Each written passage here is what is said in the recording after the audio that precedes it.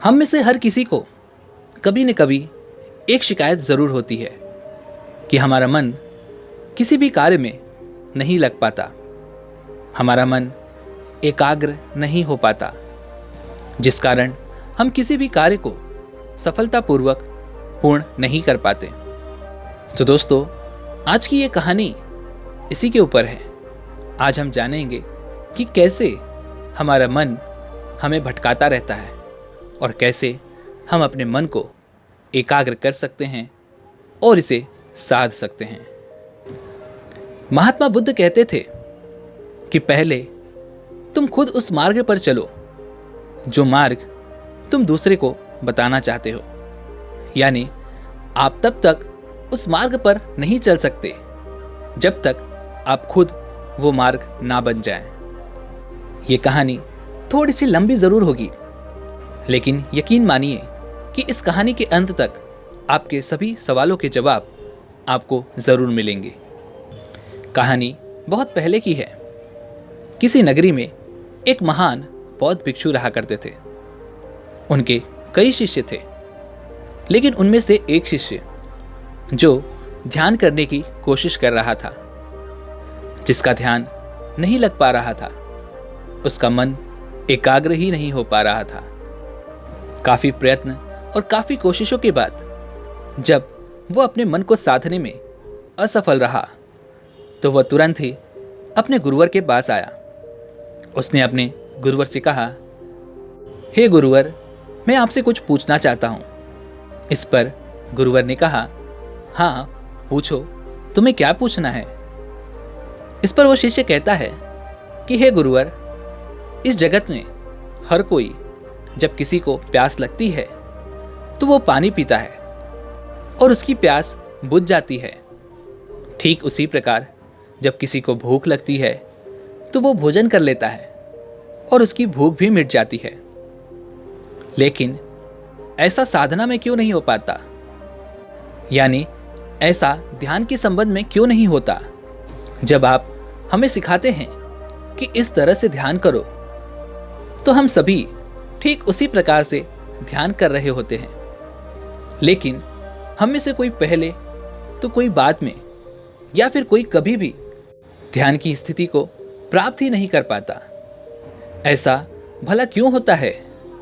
जिस तरह से पानी और भोजन को ग्रहण करने से हमारी प्यास और भूख तो मिट जाती है, तो ठीक इसी प्रकार से हमें ध्यान की वो स्थिति भला क्यों नहीं प्राप्त होती? हम भी तो ठीक उसी प्रकार से ध्यान कर रहे हैं जैसा कि आप हमें सिखा रहे हैं, तो ऐसा क्यों नहीं हो पाता? हमने पूरी कोशिश की है, लेकिन हम अभी तक ध्यान की उस स्थिति को प्राप्त नहीं कर सके। इस पर वह गुरुवर अपने शिष्य से कहते हैं कि कल तुम मेरे साथ चलना। किसी ने हमें भोजन पर बुलाया है। जब तुम वहां मेरे साथ चलोगे तो मैं तुम्हारे सभी सवालों का जवाब तुम्हें वहीं पर दूंगा। अगले दिन वह बौद्ध भिक्षु और वह शिष्य दोनों ही एक धनी व्यक्ति के घर पहुंचते हैं। उस धनी व्यक्ति की पत्नी ने गुरुवर को खाने पर आमंत्रित किया था। वहां पहुंचने पर उनका खूब आदर सत्कार किया जाता है और उसके बाद वह गुरु और शिष्य दोनों ही भोजन के लिए बैठ जाते हैं और उन्हीं के साथ वह धनी व्यक्ति भी भोजन के लिए बैठ जाता है। ठीक अगले ही पल उस धनी व्यक्ति के सभी नौकर उस धनी व्यक्ति को भोजन परोसते हैं। वह भोजन देखकर वह धनी व्यक्ति बहुत ही क्रोधित हो जाता है। वह अपने नौकरों पर चिल्लाने लगता है और कहता है कि ये क्या भोजन बना रखा है, इसमें तो कोई स्वाद ही नहीं है, इसमें तो नमक पता ही नहीं चल रहा। ऐसा भोजन बनाने से अच्छा है कि तुम लोग भोजन ना ही बनाओ। यह कहकर उसने वो थाली वहीं पर फेंक दी और अपने नौकरों से कहा कि जाओ और दोबारा भोजन बनाकर लाओ। यह सारी घटना वह शिष्य और गुरु दोनों ही देख रहे थे। तभी वहां पर उस धनी व्यक्ति की पत्नी आ पहुंचती है और वो हाथ जोड़कर उन गुरु से क्षमा मांगती है और उनके लिए भोजन परोसती है।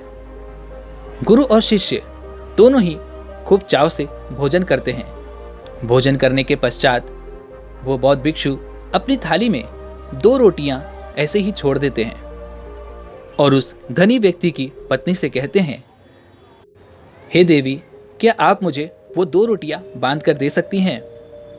इस पर वो महिला उन दोनों रोटियों को बांधकर गुरुदेव के हाथ में थमा देती हैं। वो दोनों रोटियां लेकर गुरु और शिष्य दोनों ही वहां से विदा लेते हैं और वापस आश्रम की ओर चल पड़ते हैं। चलते चलते रास्ते में गुरुवर ने अपने शिष्य से कहा कि बताओ, तुम्हें वहां का भोजन कैसा लगा? इस पर वह शिष्य कहता है कि हे गुरुवर, भोजन तो बहुत ही स्वादिष्ट था। मुझे तो इतना पसंद आया कि मैंने भर पेट खा लिया है और मुझसे अब चला भी नहीं जा रहा। मेरी भूख तो मिट गई है और मेरा पेट भी भर गया है। यह सुन उन बौद्ध भिक्षु ने अपने शिष्य से कहा कि अगर भोजन इतना ही स्वादिष्ट था तो भला उस धनी व्यक्ति के पति को यह भोजन क्यों नहीं पसंद आया? उसने अपनी थाली उठाकर क्यों फेंक दी? वही भोजन तो हमें भी परोसा गया था और हमें तो यह भोजन काफी स्वादिष्ट लगा। इस पर वह शिष्य कहता है कि हाँ गुरुवर, आप बिल्कुल सही कह रहे हैं। भोजन तो काफी स्वादिष्ट था, लेकिन उन्होंने ऐसा क्यों किया ये मैं नहीं समझ पा रहा हूं। कृपा कर आप ही मुझे बताइए। इस पर उन बौद्ध भिक्षु ने अपने शिष्य से कहा, तुम मेरे साथ यूं ही चलते रहो। कुछ समय में तुम्हें पता चल जाएगा कि आखिर उस धनी व्यक्ति को वो भोजन क्यों नहीं पसंद आया। चलते चलते काफी देर हो चुकी थी और वह शिष्य ये देख रहा था कि वे लोग अपने आश्रम के मार्ग से कहीं ज्यादा आगे थे। उसने अपने गुरुवर से कहा, हे गुरुवर, हम आश्रम के मार्ग पर तो नहीं हैं, हम भला कहाँ जा रहे हैं? इस पर उन बौद्ध भिक्षु ने अपने शिष्य से कहा कि तुम कुछ मत कहो, बस मेरे साथ यूं ही चलते रहो। काफी दूर चलने के बाद उन्हें मार्ग में एक भिखारी नजर आया जिसके कपड़े फटे हुए थे, जो मार्ग पर बैठकर लोगों से भिक्षा मांग रहा था कि कोई उसे कुछ खाने को दे दे। जैसे ही उस भिखारी ने गुरुवर को देखा, वो उनके चरणों में जा गिरा और उनसे कहने लगा, हे परमात्मा, मेरी मदद करो। मैं पूरे 1 सप्ताह से भूखा हूँ। मैंने कुछ भी नहीं खाया है और मुझे जोरों की भूख लगी है। मुझ पर कृपा करें। इस पर उन बौद्ध भिक्षु ने उस भिखारी को अपने दोनों हाथों से उठाया और उसे पास ही के एक पेड़ की छाया में ले जाकर बैठा दिया और उसके बाद उन गुरुवर ने अपनी झोली से उन 2 रोटियों को निकाला जो उस महिला ने गुरुवर को बांध कर दी हुई थी। जैसे ही उस भिखारी ने उन 2 रोटियों को देखा तो उसकी आंखों में न जाने एक अजीब सी चमक जाग उठी। जैसे ही गुरुवर ने वो 2 रोटियां उस भिखारी को थमाई, वह उसे लेकर बहुत खुश हुआ और खाने लगा। वह उन रोटियों को इतनी तेजी से खा रहा था मानो आज से पहले उसे रोटियां कभी मिली ही ना हो। खाते खाते उसकी आंखों में आंसू आ गए थे। वो रो रहा था और रोते रोते वो उन रोटियों को खाता जा रहा था। साथ ही वो अपने हाथों से कुछ ऐसे इशारे कर रहा था मानो वो परमात्मा को धन्यवाद दे रहा हो। देखते ही देखते वह भिखारी उन दोनों रोटियों को चट कर गया। उसके बाद उसने उन गुरुवर को प्रणाम किया और रोटियों के लिए धन्यवाद दिया। तभी गुरुवर ने उस भिखारी से पूछा कि बताओ, भला ये भोजन तुम्हें कैसा लगा? क्या इसमें स्वाद था? इस पर वो भिखारी कहता है कि स्वाद? कहाँ था स्वाद? मुझे तो बस इसमें परमात्मा नजर आए। ये रोटियां नहीं बल्कि साक्षात जीवन था। बस इतना कहकर वह व्यक्ति वहां से चला जाता है। इस पर वह बौद्ध भिक्षु अपने शिष्य को समझाते हुए कहते हैं कि तुमने देखा, भोजन वही था, लेकिन किसी व्यक्ति को उस भोजन में स्वाद नहीं आता और तुम्हें उस भोजन में बहुत स्वाद आता है। और वहीं पर एक व्यक्ति ऐसा भी है जिसे इस भोजन में स्वाद नहीं आता बल्कि भोजन में ईश्वर नजर आते हैं, परमेश्वर नजर आते हैं और जीवन दिखाई पड़ता है। भोजन से होने वाली तृप्ति में कुछ ऐसा ही अंतर है। पहले व्यक्ति को उस भोजन से तृप्ति प्राप्त नहीं हो पाती। तुम्हें कुछ हद तक भोजन का स्वाद भी आता है और तुम्हें भोजन की तृप्ति भी प्राप्त होती है। वहीं पर तीसरा व्यक्ति, जिसे भोजन के साथ आनंद की तृप्ति होती है, ऐसा ही हमारे साथ ध्यान के संबंध में भी होता है। जैसा कि तुमने कहा था कि इस जग में हर किसी को प्यास लगती है तो वो पानी पीता है और उसकी प्यास बुझ जाती है। ठीक उसी प्रकार जिसकी जितनी बड़ी प्यास होगी, यानी जिसको जितनी ज़्यादा प्यास लगेगी, वो उतनी ही जल्दी उस मार्ग को भी बना लेता है। वह शिष्य ये तो समझ जाता है कि हर किसी को ध्यान की वो स्थिति प्राप्त क्यों नहीं हो पाती और उस स्थिति को प्राप्त करने के लिए क्या करना आवश्यक है। लेकिन अभी भी एक सवाल शेष है कि आखिर हमारा मन लगता क्यों नहीं। इस पर वह अपने गुरुवर से कहता है कि हे गुरुवर, मैं ये तो समझ गया कि मुझे ध्यान की उस स्थिति को कैसे प्राप्त करना है, लेकिन अभी भी मेरे मन में एक सवाल है। इस पर वह बौद्ध भिक्षु उससे कहते हैं कि पूछो, अब तुम्हारे मन में क्या सवाल है। इस पर वह शिष्य कहता है कि हे गुरुवर, कि आखिर हमारा ये मन किसी भी कार्य में लगता क्यों नहीं है। इस पर वह बौद्ध भिक्षु उस शिष्य से कहते हैं कि जो लग जाए वो मन नहीं, क्योंकि मन का काम भागना ही होता है।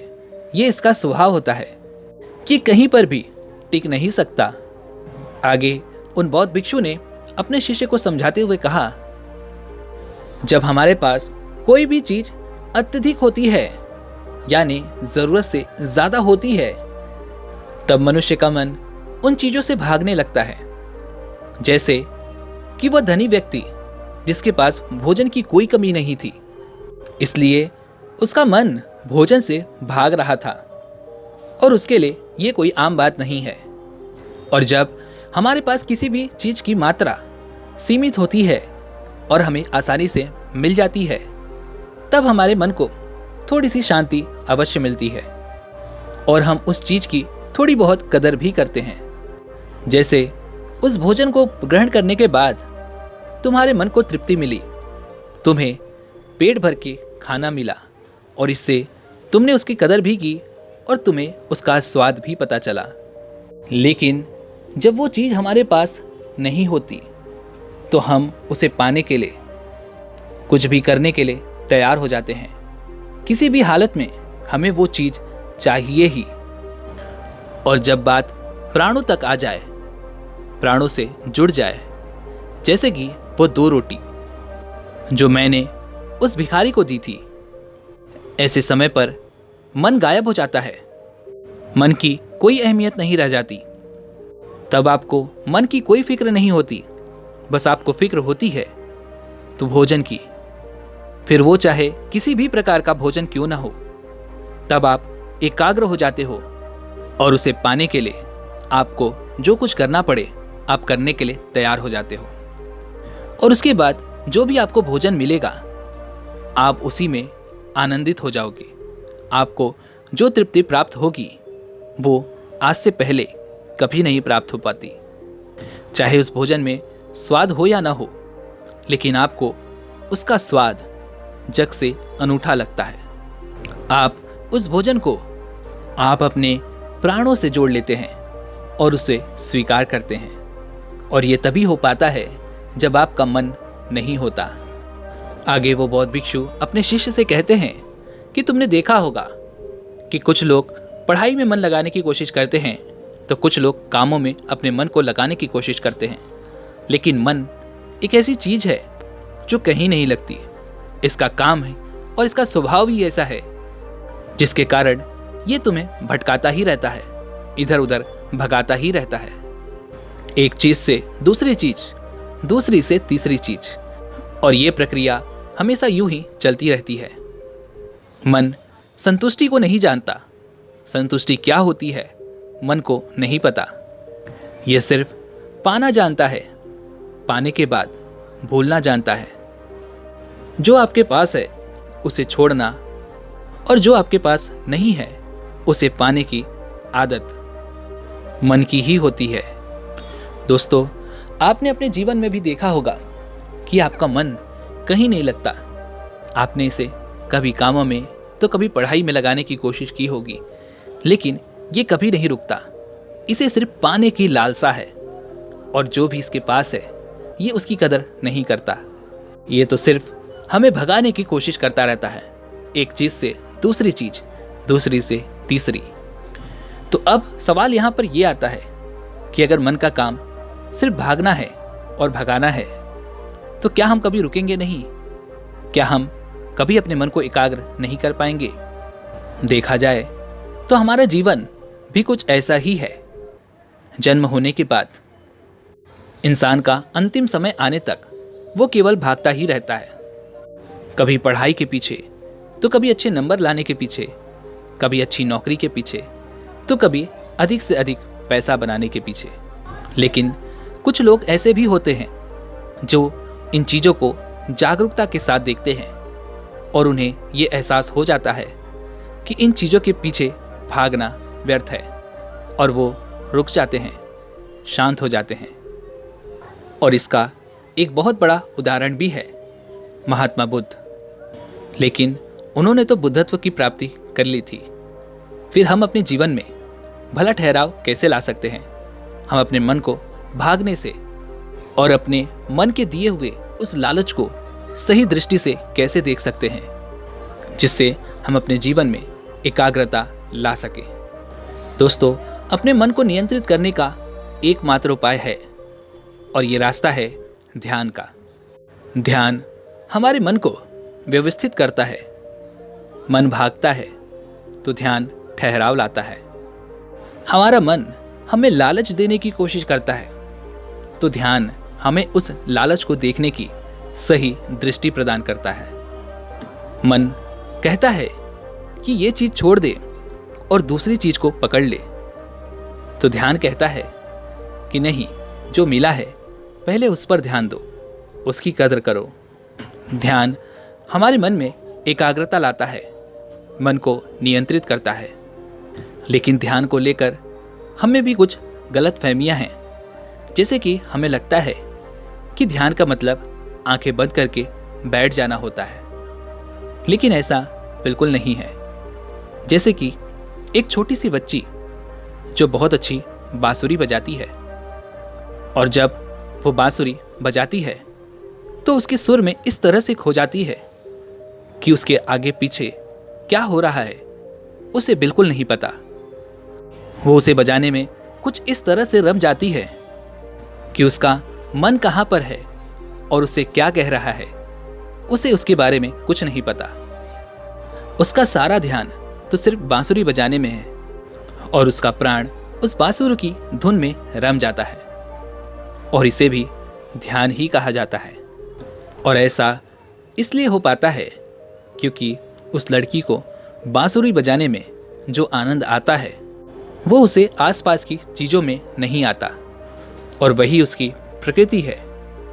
जिस प्रकार एक अध्यापक जब अपने छात्रों को पढ़ाता है तो पढ़ाने में जो उसे आनंद आता है, जो उसे रुचि है, उसी में उसे आनंद आता है, क्योंकि वही उसकी प्रकृति है। और जब वो अध्यापक अपने छात्रों को पढ़ा रहा होता है तब उसका मन बिल्कुल शांत होता है, उसके मन में कोई हलचल नहीं होती। उस समय वो अध्यापक ना तो भूतकाल की सोचता है और ना ही भविष्यकाल की, वो बस अपने काम में रमा रहता है। वो केवल वर्तमान में अपने इस जीवन को अपना 100% देकर जी रहा है और इसे भी ध्यान ही कहा जाता है। इसी प्रकार जिस व्यक्ति के अंदर जो भी गुण है, अगर वो उस गुण के साथ अपने आप को जोड़ ले और अपने काम में कुछ इस तरह से रम जाए कि उसके अलावा उसके मन में और कोई विचार ना हो, तो उसका मन एकाग्र होने लगता है। लेकिन जब कोई व्यक्ति कुछ और होने की कोशिश करता है, कुछ और पाने की लालसा रखता है, तब उसका मन उस पर हावी होने लगता है और एकाग्रता टूट जाती है और हम अपने मन के उन विचारों के लिए, उन चीज़ों को पाने के लिए भागते रहते हैं। सब कुछ पा लेने के बाद भी हमारा मन कभी शांत नहीं हो पाता। ऐसा लगता है कि मानो अभी भी कुछ अधूरापन है, उसे हमें पूरा करना है। इसलिए जो भी आप हैं, जो भी आपकी प्रकृति है, वही बनने की कोशिश करें। अगर आप कुछ और बनने की कोशिश करेंगे तो आपका मन आपको इसी तरह से भटकाता रहेगा और आप हमेशा ही अपने जीवन में अधूरा सा महसूस करते रहेंगे और जीवन भर इसी तरह से भागते रहेंगे। क्योंकि मन की प्रकृति भागना ही है। जो लगता है उसे एकाग्र कहा जाता है, उसे ध्यान कहा जाता है। और जहाँ आपको एकाग्रता मिल जाए, समझ जाना कि वही रास्ता है जो आपके लिए बना हुआ है, जिस पर चलकर आप संपूर्ण हो सकते हैं। दोस्तों, उम्मीद है कि आपने आज की इस वीडियो से ज़रूर कुछ न कुछ सीखा होगा। तो इस वीडियो को लाइक और अपने दोस्तों के साथ शेयर ज़रूर कीजिएगा और हमें ऐसे ही सपोर्ट करने के लिए चैनल को सब्सक्राइब और घंटी बटन को ज़रूर दबा दीजिएगा। तो चलिए मिलते हैं ऐसी एक और वीडियो में, तब तक के लिए अपना ख्याल रखें। धन्यवाद।